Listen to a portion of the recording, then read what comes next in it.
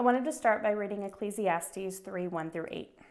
For everything there is a season and a time for every matter under heaven, a time to be born and a time to die, a time to plant and a time to pluck up what is planted, a time to kill and a time to heal, a time to break down and a time to build up, a time to weep and a time to laugh, a time to mourn and a time to dance, a time to cast away stones and a time to gather stones together, a time to embrace and a time to refrain from embracing, a time to seek and a time to lose, a time to keep and a time to cast away, a time to tear and a time to sow, a time to keep silence and a time to speak, a time to love and a time to hate, a time for war and a time for peace.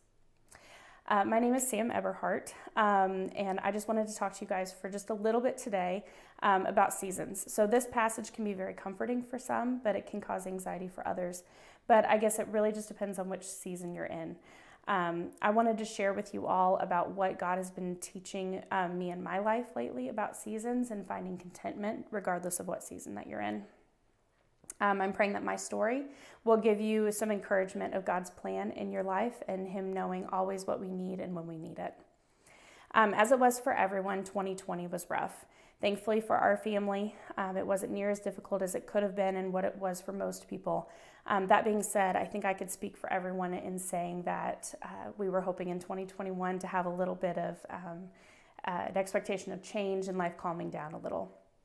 Well, at the end of December, I made the heart-wrenching decision to leave my dream job because it was affecting me physically and mentally and also taking my patients away from me and my family. I was blessed to be able to go back to a job I had to leave in August 2020, but I loved it dearly. I started back at that job in the second week of January 2021 after a blessed week off work in between. Life was immediately better. It was a new season of focusing on myself and my family. Around this time is when I pretty consistently began listening to Elevation Church's sermons on my hour commute to and from work. It was such a wonderful extra level of encouragement through God's Word. The next part of this season started in mid-January when we took Daryl's challenge to fast and read the Bible for 21 days. My husband Greg and I fasted both from social media and television, and we learned more about each other and grew closer together into God than I ever thought possible in those 21 days. We spent more focused time together, and with God, it was a game changer. So the next part of that season began on February 6th. I randomly worked out for some reason for the first time in months, and it sparked a fire in me to be more diligent about my health. I was sent home from work the following Monday due to a COVID exposure and was quarantining all that week, which allowed me to focus a lot on getting those daily workouts in. Since then, I've made a way to fit in at least 30 minutes of physical activity almost every day. It's now a habit. It's part of my daily schedule. And today I can tell you that while, yes, I've lost a little weight, I'm so much healthier, happier, and stronger. On February 11th, the fourth day of that quarantine, I got a phone call that made the following phrase echo in my brain for hours: "This changes everything." My mother-in-law called me in tears to share with me that my father-in-law was diagnosed out of the blue with stage 4 pancreatic cancer that had metastasized to the liver. That night, I watched and held my husband as he received the news that his favorite man on this earth was very sick. Over the next couple of weeks, we got more information and was told he only had about 6 months to a year left. He's since gotten into a clinical trial. He's had some ups and downs, but we're all holding on to hope of healing.